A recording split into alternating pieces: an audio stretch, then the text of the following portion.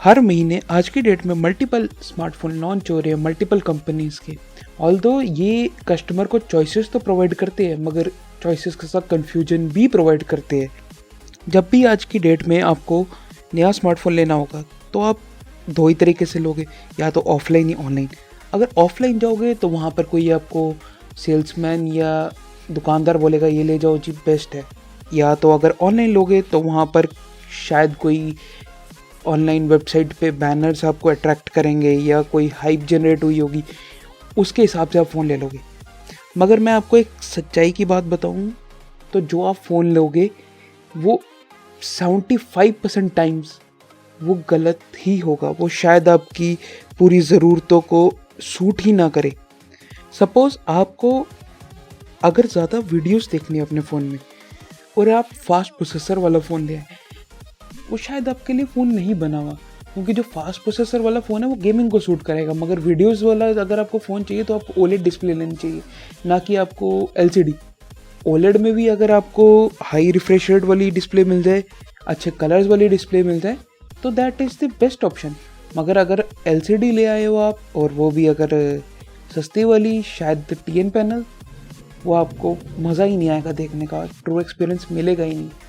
इसलिए मैं हमेशा कहता हूँ कि जब भी एक स्मार्टफोन लेना है उससे पहले आपके पास एक प्रायोरिटी फीचर लिस्ट होनी चाहिए। कौन सी फीचर्स आपको चाहिए, कौन से आपके प्रायोरिटी में होने चाहिए, कौन से आपको बेस्ट चाहिए, किस लिए आप फ़ोन ले रहे हो, वो आपको पहले अपने आप से पूछना पड़ेगा। तभी आप एक अपना बेस्ट सूटेबल फ़ोन ले सकते हो। आपको जस्ट बताता हूँ कि खाली एक बारी अगर आप फाइनलाइज़ कर लेते हो अपनी फ़ीचर लिस्ट, अब फीचर लिस्ट फाइनलाइज करने के बाद भी अगर सपोजिंग आपको कैमरा चाहिए, आपकी फीचर लिस्ट में सबसे पहला कैमराज आपको चाहिए। अब बहुत सारे सेल्फीज लेते हो आप, बैक कैमरे से बहुत सारी फ़ोटोज़ लेते हो, तो आप कैमरा देखोगे। अब आप अगर इतने ज़्यादा टेक में इन्वॉल्व नहीं हो तो शायद आप वो वाला फ़ोन लेके आ जाओगे जिसमें 4 कैमराज है या 6 कैमराज हैं, वो चीज़ लेके आओगे। मगर 4 या 6 कैमराज ज़रूरी नहीं है कि आपकी फ़ोटो इम्प्रूव करे। गूगल पिक्सल्स की बेस्ट फ़ोटो होती है, मगर उसके पास एक ही कैमरा है। गूगल पिक्सल 4a की बात कर रहा हूँ। वहाँ पर सॉफ्टवेयर ऑप्टिमाइजेशन भी काम आती है आपके। तो कंपनीज हाइप क्रिएट करती है अपने स्मार्टफोन के आसपास, जैसे मैंने आपको बताया 6 कैमराज वाले या फास्टेस्ट प्रोसेसर वाले। शायद फास्टेस्ट प्रोसेसर ज़रूरी ना हो, आपके लिए एक मिड एंड का प्रोसेसर भी चल जाएगा। तो चलिए कुछ बात करते हैं कि कंपनीज कहाँ पर हाइप जनरेट करती है और कैसे अपने प्रायोरिटी लिस्ट को चूज़ करने के बाद आपको कैसे दो स्मार्टफोन्स को कंपेयर करना चाहिए, किस स्मार्टफोन में आपके फीचर का प्रोडक्टिविटी बेस्ट होगा। तो चलिए शुरुआत करते हैं।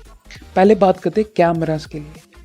अब देखो, जैसे मैंने आपको पहले बता दिया कि 6 कैमराज या 4 कैमराज।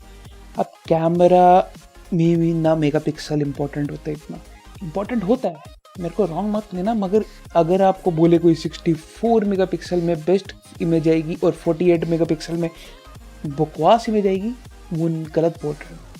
बहुत सारी चीज़ें हैं जो कैमरास के अंदर मैटर करती है, जैसे कि आपका शटर स्पीड, आपका अपर्चर, आपका ऑटो फोकस, आपका मेगापिक्सल्स, कुछ हद तक आपका सेंसर साइज।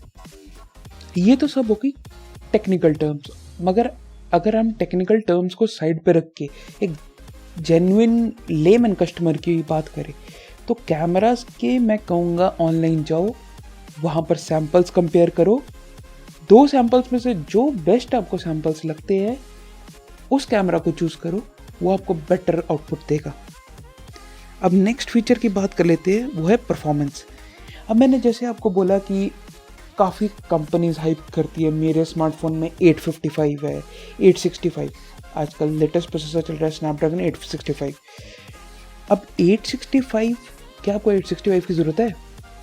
मैं कहता हूँ सर, अगर आप 765G पे भी काम कर रहे हैं ना, तभी PUBG तक की गेम आप प्रॉपरली चला सकते हो लैग फ्री। हाँ, वहाँ पर ज़्यादा आपके फ्रेम रेट्स जो होंगे ना, वो शायद वो सपोर्ट नहीं कर पाएगा, मगर ज़्यादा फ्रेम रेट्स यानी 60+।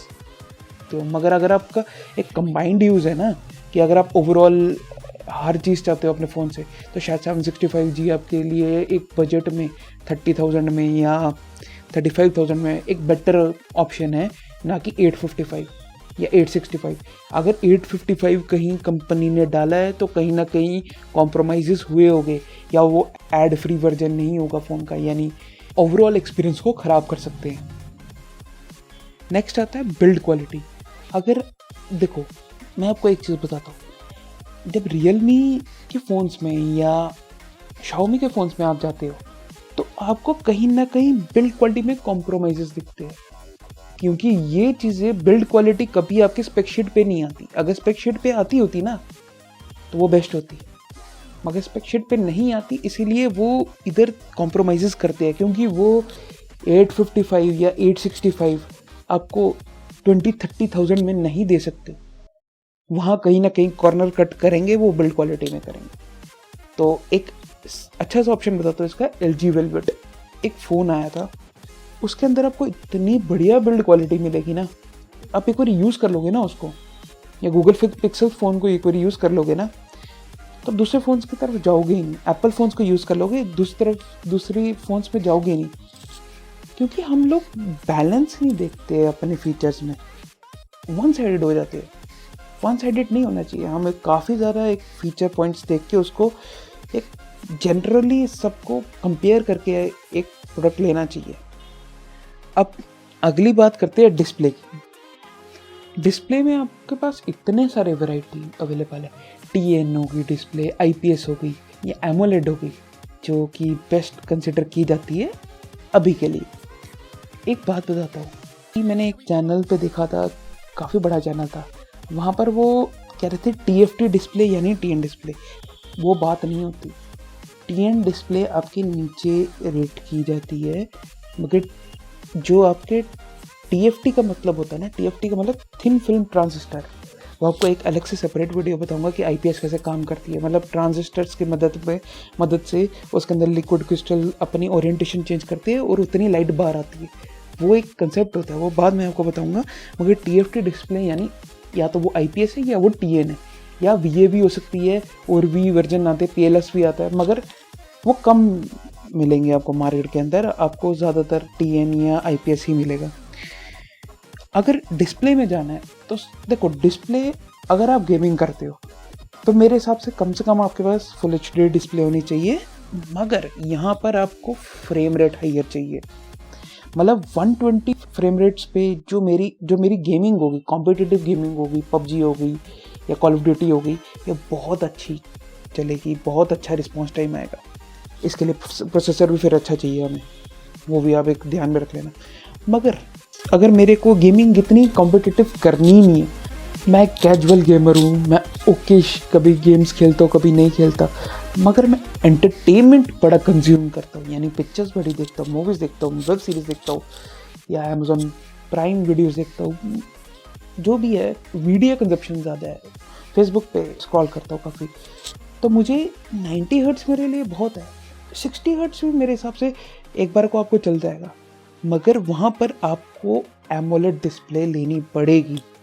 वो कंटेंट व्यूइंग आपको बहुत अच्छी तरह कराएगी, बहुत अच्छे कलर्स दिखेंगे, बहुत अच्छा कॉन्ट्रास्ट रहेगा।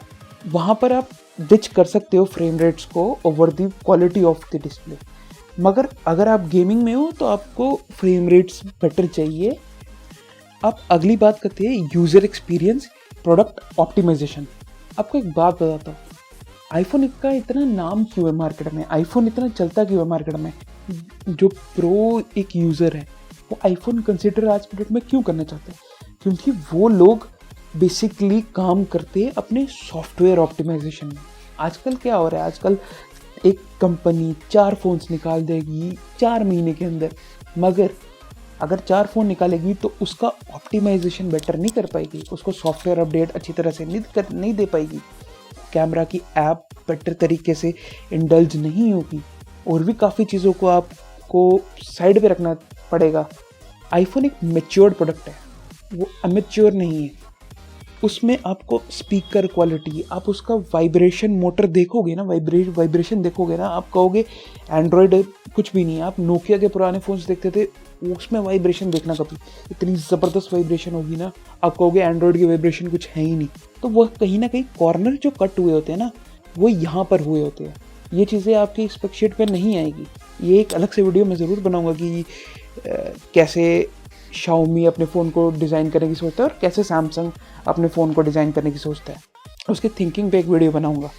पिक्सल डिवाइसेस क्यों लेते हैं लोग या आईफोन इसीलिए लेते हैं कि उसका सॉफ्टवेयर एक्सपीरियंस बहुत अच्छा होता है, लैग्स नहीं होते, लैग फ्री आपको एक्सपीरियंस आता है और एक उसका लाइफ साइकिल लंबा है। मतलब एप्पल लोगे तो 5 साल, गूगल लोगे तो 3 साल, अब सैमसंग भी 3 साल पे आ गया।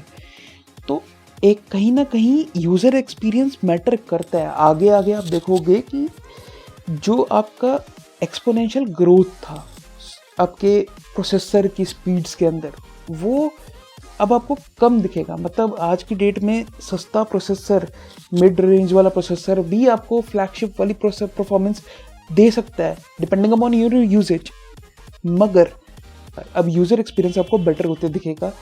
सॉफ्टवेयर बेस पे ज़्यादा लड़ने को देखोगे आप, ना कि हार्डवेयर बेस पे कंपनीज का। अगली बात करते हैं बैटरी और चार्जिंग। अब मैं बैटरी के बारे में आपको ये बता दूं कि देखो, बैटरीज एक ऐसी चीज़ है जो एक सिग्निफिकेंट अमाउंट की मेरे हिसाब से होनी चाहिए। पूरे दिन फ़ोन चलना चाहिए, ऐसा नहीं कि 2000 mAh की बैटरी डाल दी। आज की डेट में 2000 mAh कुछ भी नहीं है, आधा दिन भी नहीं चलेगा आपका फ़ोन। बैटरी की कैपेसिटी अच्छी होनी चाहिए, यानी 4000 या 5000 mAh के आसपास। मगर ऑन दी अदर साइड, अगर फ्लिप साइड पे देखेंगे तो चार्जिंग स्पीड्स भी आज की डेट में मैटर करती है। आपको लिखा आता है ना कि 1.25 घंटे में मेरी फुल बैटरी हो जाती है, 1 घंटे में फुल हो जाती है, कई कंपनी तो 30 मिनट्स में फुल कर देती है बैटरी को। एट एनी टाइम मैं ये कंसिडर करूँगा कि मेरी बैटरी कैपेसिटी ज़्यादा हो, चार्जिंग के स्पीड कम हो, चलेगा। मगर अगर मेरी चार्जिंग स्पीड अच्छी है मगर बैटरी कैपेसिटी अच्छी नहीं है तो मैं दोपहर को मेरे को प्लग करना पड़ेगा, वो मेरे लिए थोड़ा सा हेडेक है। प्रॉपरली बैलेंस होना चाहिए कि मतलब 25 से 30 वाट के आसपास का चार्जिंग हो एंड एक 5000 mAh की बैटरी भी ज़रूर हो। तो एक बैलेंस ज़रूर मेरे को चाहिए होगा, मगर at any day I prefer more capacity over better charging speeds. अब last but not the least, service. मैं कहता हूँ स्मार्टफोन एक ऐसा चीज़ है जिसकी सर्विस, अगर आप सैमसंग या एप्पल ले रहे हो, उसके अलावा कोई भी ब्रांड ले रहे हो, उसकी सर्विस आपको प्रॉपरली नहीं मिलने वाली। आपका फ़ोन ख़राब हुआ, आपने उसको सर्विस सेंटर से ठीक कराया, मेरे हिसाब से उसको आप बेच देना चाहिए। फ़ोन नहीं ख़राब होना चाहिए मेरा।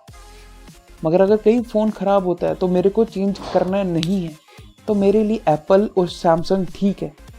तो वो चीज़ें मैटर करती है कहीं ना कहीं। तो अगर आप लॉन्ग टर्म यूज़र हो तो आपको सर्विस ज़रूर कंसिडर करनी चाहिए। मगर अगर यंग हो, फ़ोन चेंज करते हो, तो मेरे हिसाब से कुछ सस्ते ब्रांड्स भी आप ट्राई कर सकते हो। Thank you friends, thanks for watching. मेरा नाम है Puneet and I am signing off. Thanks for your time.